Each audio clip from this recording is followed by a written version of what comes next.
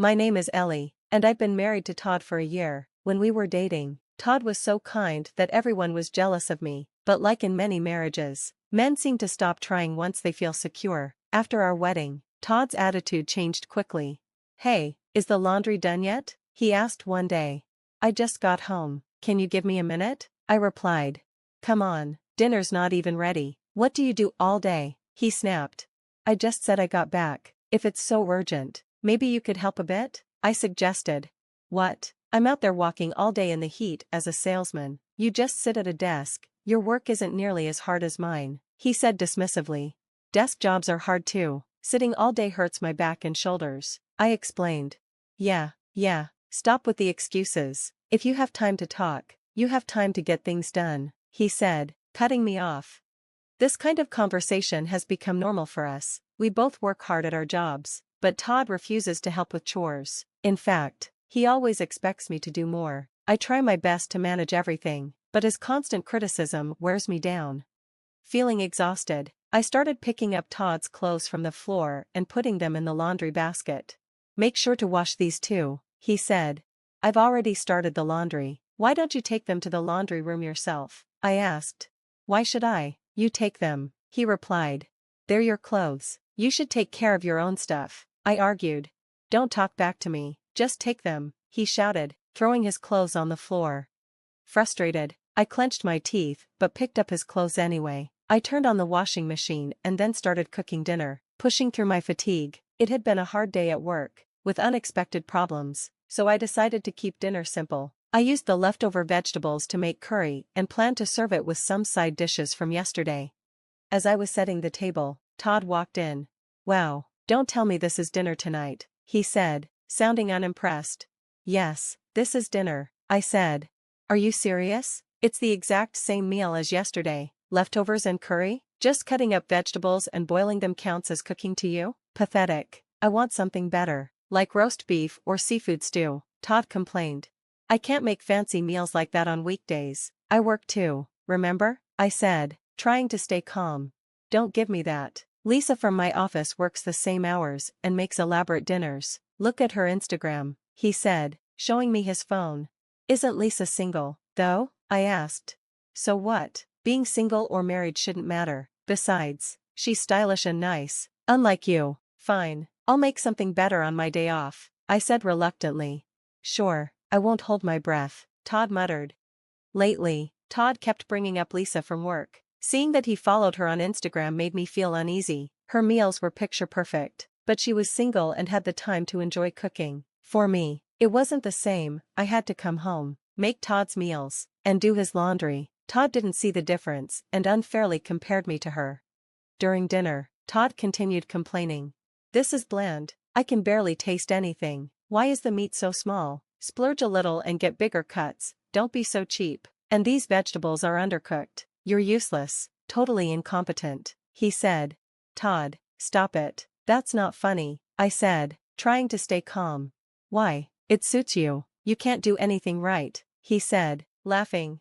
I'm serious. Stop calling me that. It's too much, I said firmly. What's the big deal? An incompetent wife shouldn't argue back. I make more money than you. You can't survive without me, he sneered. Todd started calling me incompetent all the time. Even when I told him to stop, he thought it was funny and kept going. Worse, he began pushing more chores onto me. One day, I had a day off and decided to visit my childhood friend, Mina. I'm at my limit, Mina. Every day feels unbearable, I admitted. That's serious, Ellie. No one should be treated like that, she said. Do you think so? He was so kind before we got married, I said. Yeah, but how do you feel now? Are you thinking about divorce? She asked. I don't know. I'm confused. I'm not even sure if I dislike Todd or not. We've been together for a year, and ending it feels so complicated, I said, feeling overwhelmed. That's the problem. Don't stay just because you've been married for a year, or because you're married at all, Mina said firmly. If you're staying just to keep up appearances, you'll only end up miserable, Mina said. Hey Ellie, why don't we go out for drinks sometime? You haven't been out in ages, you need a break. That sounds nice. I'll ask Todd, I replied. Ask Todd? Isn't he always out drinking anyway? Mina asked, surprised. Yeah, more than ever lately, I admitted. Don't ask, just tell him. He can't say no, knowing he's out all the time, Mina said firmly. You're right. I guess I've been tiptoeing around Todd too much. Maybe it's time I spoke up, I said, realizing she had a point.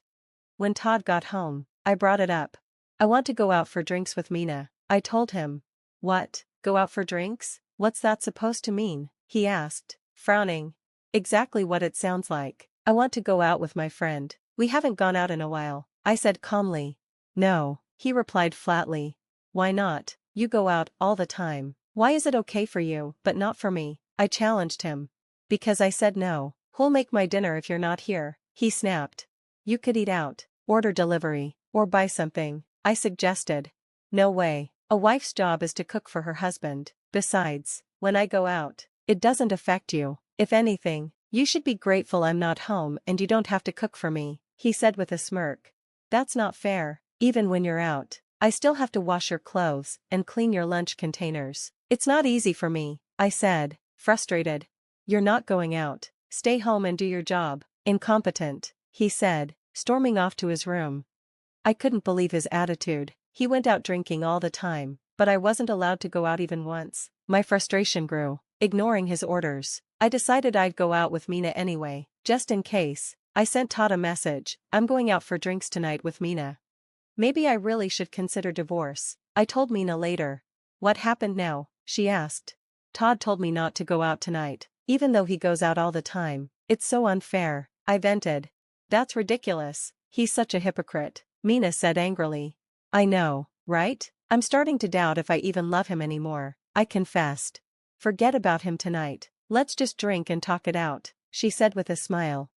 Thanks, Mina, I said, grateful. That night, I went out and felt a glimmer of freedom. I vented to Mina about Todd like I never had before. I used to think it was wrong to speak badly about your spouse, so I always bottled it up, but as I talked, I felt a weight lift off my chest. We were having a good time when someone tapped me on the shoulder. Excuse me, did you drop this? The man asked, holding out my wallet. Huh? Oh, my wallet. Ellie, you need to be more careful, Mina said, shaking her head. I'm so sorry, thank you so much, I said to the man, relieved. No problem, glad I could help, take care, he said before walking away. I had placed my bag on the back of my chair, and my wallet must have slipped out without me noticing. I quickly checked the contents, everything was still there. Did you see that guy? He was really handsome, wasn't he? Mina asked with a grin. What? I was so panicked about my wallet, I didn't even notice, I said, laughing. Such a shame, Mina teased. As the night went on, it got late, and we decided to head home. I really had a great time tonight, I told Mina as we parted ways. When I got to my front door and searched for my keys, I thought I heard a noise inside. Curious, I turned the knob and realized the door was unlocked. Did Todd forget to lock the door? I wondered. Cautiously, I walked in. Todd was standing in the hallway. Whoa, you scared me, Todd. What are you doing? I asked. Where have you been? He demanded. What do you mean? I sent you a message that I was going out with Mina, I reminded him. Didn't I tell you not to go? I said no, Todd yelled. But I told you I wanted to go. Why can't I go out with friends sometimes? I asked, frustrated. Do you know what I had for dinner? Instant noodles, he snapped. Really? I thought you would have gone out to eat or ordered something, I said. You left me here to eat by myself while you were out having fun. Who do you think you are? He shouted angrily. Todd, you've been acting so selfish lately. It's like you only care about yourself, I said, trying to keep calm. Don't get cocky, you incompetent wife, he sneered. His yelling startled me, and I shrank back. Without another word, Todd stormed off to his room, slamming the door behind him. I collapsed to the floor, shaking. Why do I deserve this? Just for going out with friends? Why does my husband call me incompetent? What did I do wrong? My thoughts spiraled, mixing with fear. Tears started falling. That night, I decided to seriously consider a divorce. Days passed, and Todd and I barely spoke. One evening, Todd came home in an unusually good mood. I'm back, guess what I brought? He said cheerfully. Welcome home, what is it? I asked, surprised. My coworker made some beef stew. I had it at lunch, and it was so good I brought some home, he said proudly. Who made it? I asked cautiously. Lisa, the girl from work. Can you believe it? She's cute, can cook, And would make a great wife, unlike you, incompetent, he said smugly. Here, put it on a plate and heat it up, I'll just have this for dinner. A while ago, those words would have hurt me, but now I felt nothing. I warmed up the stew and placed it in front of him. Wow, it looks just as good as it did at lunch. Thanks. Want to try some so you can learn how it's done? He asked. No, I'm fine, I replied coldly. No charm at all. Even an incompetent wife should at least try to be cute, he muttered. I ignored him as he focused on eating. I couldn't bring myself to eat the stew from Lisa, so I ate my own cooking instead. Dinner was silent. Afterward, I washed the dishes without saying a word. Suddenly, I heard Todd groaning behind me. Ugh, it hurts, he said. What is it now, Todd? I asked, turning around. My stomach, something's wrong, he said, doubling over in pain. I put down the dish I was washing and rushed to him. Are you okay? Did you eat too much? No, it really hurts. Help me, he gasped. Could it be food poisoning? I'm fine, so it must be the stew you brought home. Maybe it's spoiled, I said. Spoiled? No way, it was fine at lunch, he argued. Yeah, but you left it out at room temperature until now. Of course, it could have gone bad, I explained. How was I supposed to know? I don't cook. Just help me, please, he begged.